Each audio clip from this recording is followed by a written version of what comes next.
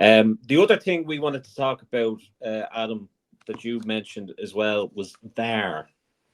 Oh yeah, VAR. That was it. So apparently, I want. I don't know how much we want to get into this, but apparently, obviously, we've seen this whole Wolves thing that they've come forward with potentially scrapping VAR from next year. But it looks like that the majority of the clubs that they need to get like a 14 majority to vote against VAR for it to have it scrapped. But it does look like that the majority of the big clubs, including Liverpool, are all going to vote in favour of keeping VAR for next year. But there does need to be some sort of changes. And I think there was something that was mentioned surrounding, I'll have to find it now, where... You should have a player, an ex-player, an ex-referee, and someone else all on that board to do this. Where's it gone now? Yeah, here we go. So apparently they're going to say that clubs can basically have so many what is the called? You know when you query a decision, Captain's choice. Captain's challenge.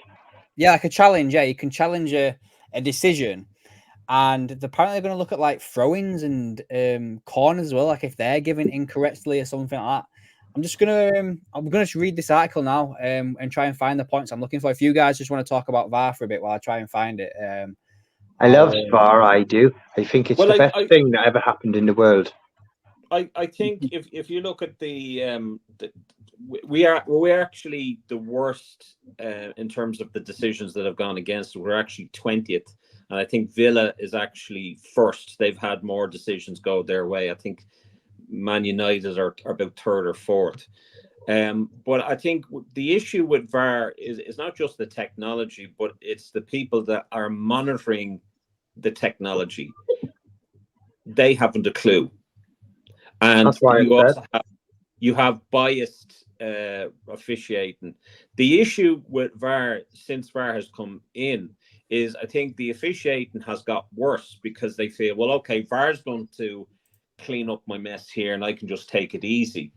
And I think what you have now is you have a very, very poor standard of officiating in the Premier League. To me, this season sometimes was unbearable to watch because of the officiating and the VAR decision. Like, woeful. I mean, Diaz's goal there, against Thank Spurs you, Rick, for that. should have been a goal. And Jen also gave you a super chat as well there. She did as well, yeah. Thank you, Jen, yeah. Me personally, I want VAR gone. Because this is the reason, right? Go ahead. Understand human error on the pitch. I can't understand 4 people, 5 people in a room watching it back multiple times in slow motion and still getting it wrong. It feels correct. Yep. Well, how about we just do away with it? But then? How about they put it on pause for the season? Go back to the way it was. Clear daylight in between. People are still going to whinge about it. But when we score, right? I can't celebrate the goal until I know VAR's give it. It takes the excitement out of it. And for me, I'm more accepting of the referee making the wrong decision on the pitch in the speed of the game than 4 people sitting back in an office watching it over slow motion over every single angle and getting it wrong. I can accept that than 4 people in an office getting it wrong. What I don't get is this, right? All right, Ian. What I don't get is this, right? So, okay, the referees made a decision on the pitch. VAR says, okay, we need to look at this, right? VAR does a few rewinds, a few slow-mos, what have you, and then they get the referee to go to a screen at the side of the pitch and then watch it. Like, what are the VAR officiators or whatever doing up in their little studio?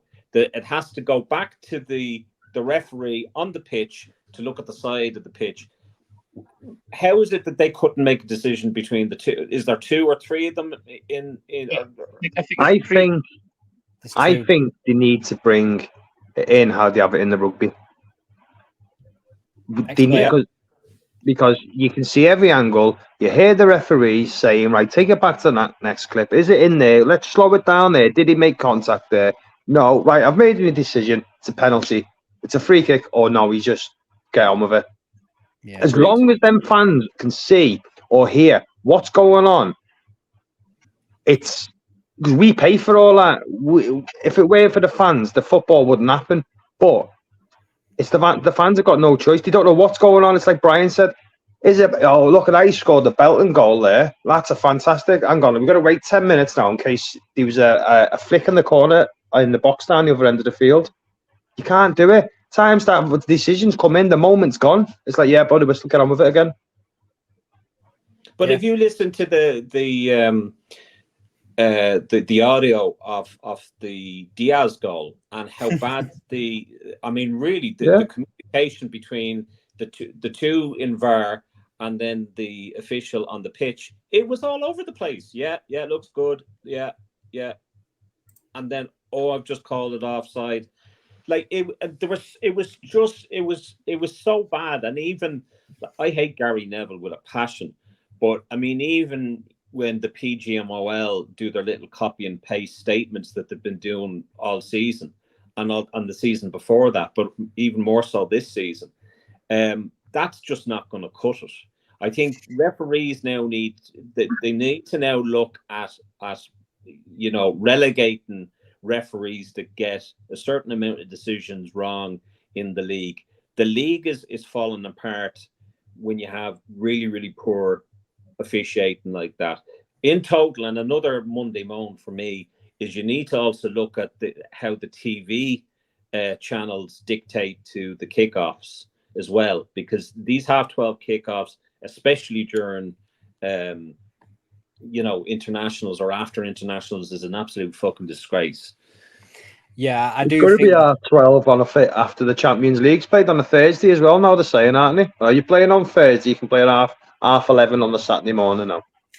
Yeah, it's a joke, is that? Especially when Liverpool got the maximum, didn't they, in the last season? That's just pants, is that? I can't get my head around that all. Just to go back to the VAR thing, I found that article and I found some bits I wanted to cover. So they say here that multiple members of the Big Six plan on voting against it, to get rid of it. Arsenal, Chelsea, and Liverpool all wish to persist with VAR. Back in October, it was Liverpool who called for a review with full transparency after incorrectly. What the hell is playing on my side here? I've got the ad playing on my side here. Sorry. After the Luis Diaz goal was incorrectly disallowed in their loss to Spurs, and this was down to the VAR wrongly presuming the on-field call was a goal and thus believing he had held up the correct decision. The fact was that the referee had signalled for offside and quickly restarted play when he was informed that his original decision was confirmed. Just to carry on a little bit further down, how Premier League clubs want VAR to change. It says here that plenty of clubs also believe that rule tweaks will make VAR's job easier and thus improve its functionality. Clear-cut handball guidance, for instance, would make it faster for video officials to review penalties. And for me, that's one thing that is the problem with VAR. I believe that the rules now have become so complicated and they're not, like as that just said then, they're not cut and dry, that the VAR things I sat there looking at going, do you know what? Like, has that touched a millimeter above his sleeve? Or is it like, end of the day, if it's his arm, it's his arm, it's handball. I don't give a fuck if it's fucking his finger or his elbow, his arm, his leg, one arm, one leg, one nod of the head, sit down, stand up, keep moving, whatever. Like, whatever, if it hits his arm, it's his arm. Do you know what I mean? Like, it's handball. Like, if it's shoulder, then fine. I know the rule is that basically if it's above the sleeve, it's potentially it's okay. That's why players wear short sleeves, and that's why they're supposed to wear short sleeves, is because if there's anything above the sleeve line, it's fine. Anything below it is handball. But for me, it should literally just be anything below the shoulder should be classed as handball. And there's another thing as well. The refs need to have communication with the supporters in the stadium. Like Spectre said there, the NFL... Rick Roach as well. Has he put that as well? Rick Roach says, do you think guys putting mics and referees so everyone hears it real time will help? I Yeah. absolutely think that's correct. 100%. I think I've got into watching NFL the past year or so, and every time there's a play and every time there's a flag and they pull it back, the referee comes to like the middle of the thing, he presses the thing and he talks to the entire stadium to explain the decision. This is what's going on. This is what's going on. Blah, blah, blah, blah, blah. That is what should happen. There shouldn't be this thing where it's kind of an announcement going, we are just checking now to see if that there's going to be a goal check for offside. And everyone's just sat there waiting, like, and it's like 10 minutes later, and you're thinking, like, is this clear cut or what? Why is it taking 10 minutes for you to decide if his pinky toe is past the other player's ball sack? Like, no one cares. Like, if I don't know. Go on. Sorry, I'm going to go off on one here. his pube just put him on side there. Yeah, exactly. It's like if they can't get the simple things right, like, you know, you're looking at a TV screen watching a ball touch an arm, and they saying no handball. You know, I just, to me, that's corrupt. Like, you know, it's an opportunity to control games and to control who can win the game and who doesn't win the game. Yeah, you got too many suits and too many non-football fans making the decisions, and sports channels making the decisions for football. And I think that's what the real issue is at. I think it needs to go back to the simple rules, and don't be bringing in this stupid goddamn blue card and sin bin. Get the goddamn, the basics bloody right. Get the fundamentals. Yeah, you need to get the fundamentals sorted out. Sorry, Sean, to cut you off. You're okay. But you need to get the fundamentals sorted out so that the VAR and the refs on the pitch know what they're doing. Like this season, for instance, how many times have we heard in the past where one decision has gone one way at the beginning of the season and they've come out and they've said, well, unfortunately, the rules say this right now. We can't do anything for the rest of this season. It's that. And then when we start the new season, we'll change it. When Onana speared that Wolves player at the beginning of the season and then nothing happened, it happened again towards the back end of the season and they gave a completely different rule. So the change in so they're changing the rules halfway through the season. And I don't agree with that, because then that again, it gives you a detriment to the league as a whole, because at the end of the day, you can't start saying, well, that'd be like going off. So for the first half of the season, guys, for a win, you get 3 points. But from January onward, it's only 2. Like, it don't make sense. You can't start changing stuff halfway through the season. You have to do it, follow through at the end of the day. And I know that some people won't agree with that, but I just think it just... But then, I mean, you look at the Premier League now making, changing the decisions on if you're in breach of financial fair play or in breach of the profit and financial stability or sustainability thing, that they're not going to deduct points now after a while. Oh, how convenient is that when Man City are up for 115? So it's the same principle with VAR, same principle with all the. Just get the feckin' simple things right. Sort out the goddamn officiating. Don't have these biased, the likes of Chute or the likes of Cooney or the likes of Martin Oliver or whatever his name is, Oliver. If these guys make a wrong decisions, hold them accountable. Hold them accountable, because they're not answered to. They don't have to be responsible. They don't have to answer to the press, and they should be. They should have to do post-match conferences or interviews, and it shouldn't be a case of there should be like certain questions at the. Sorry, Bri. There should be like certain questions, like the journalist shouldn't be able to have like free go at it, like ask whatever the hell you want. There should be like talking points, like say if a decision has gone wrong in the game, you need to ask that question. That's all you can ask. It shouldn't be a case of, oh, well, what happened 2 weeks ago? I think it should just be about what happened that game.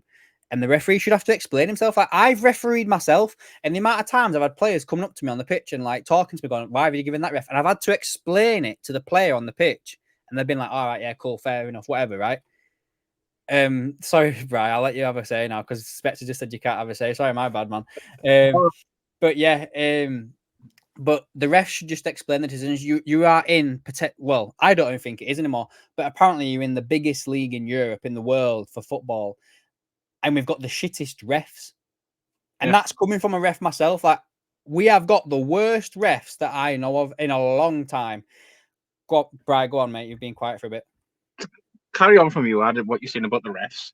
The most powerful league, the richest league in the world. Why can't we have the best referees in the world? Because they're good enough for the Champions League. My second question is, what's the worst decision? What's the worst VAR decision this year, boys?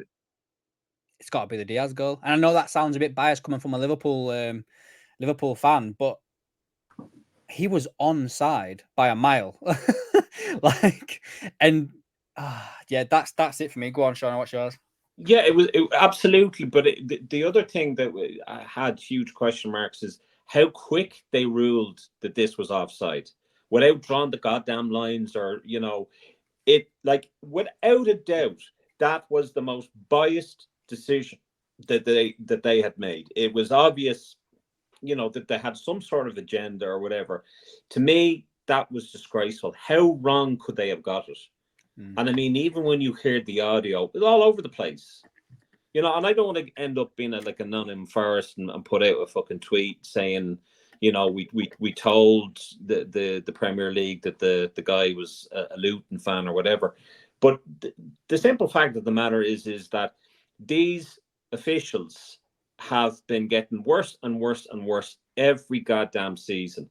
And a manager can't go out and speak out because they get fined. A player can't go out and speak and get fined. So the only way that they'll actually be able to say something is when they're at their conference, when managers of the Premier League are talking with the PGMOL and whatever. And then, I think they have one then in between, I think, in the middle of the season. But at the end of the day, these referees need to be held accountable. The officiating needs to be much better. VAR, as in principle, is not a bad thing.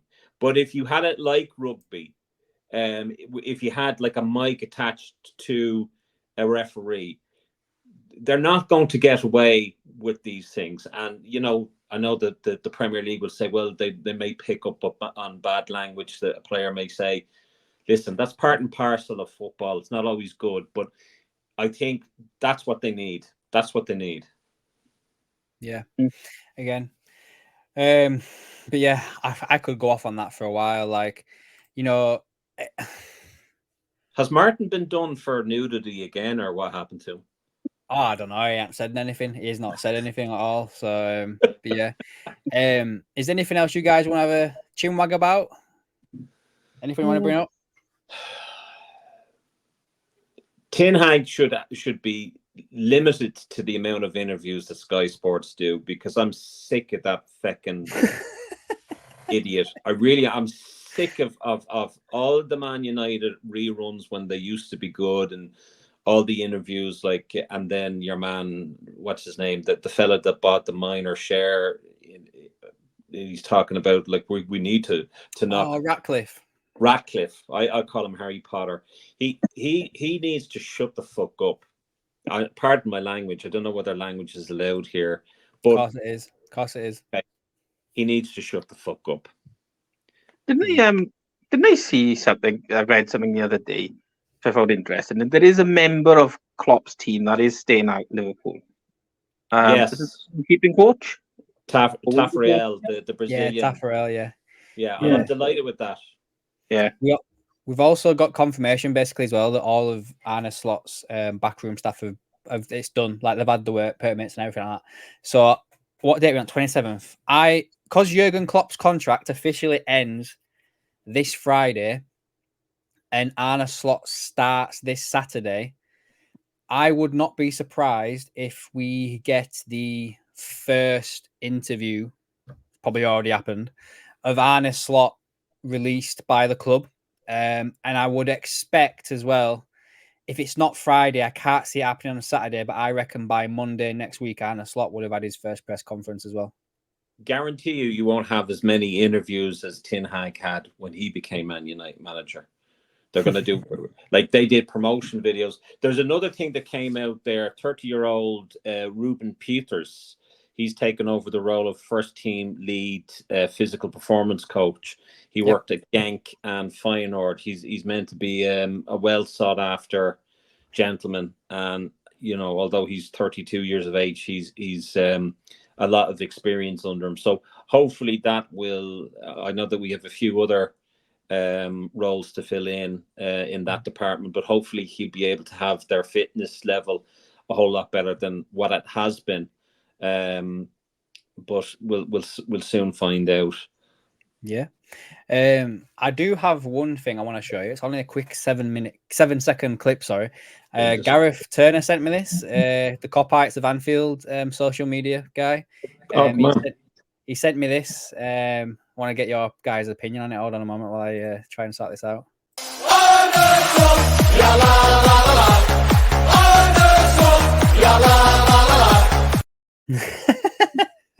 What do you think about that? That's Brilliant. Pretty cool, that, wasn't it? Brilliant. Yeah, he sent me that yesterday. I liked that. I thought it was funny as well. I've asked him, I can just in general, like if he wants me to share anything else on my streams, like just to bob them over and I'll share them. I don't mind. But yeah, guys, if that's it, I probably will call an end to the stream here then on that. I think we had a really good show again, like last week. Just so everybody knows, the stream will stay up on the channel as long as YouTube don't pull it down after what Martin did, apparently being nude and all that. And I will also cut it up into the segments that we've spoken about just so people can watch it later on as well. But other than that, guys, that's it for me. Hopefully I will schedule one again for next week as well. So we're back again, same time next week, 7:15.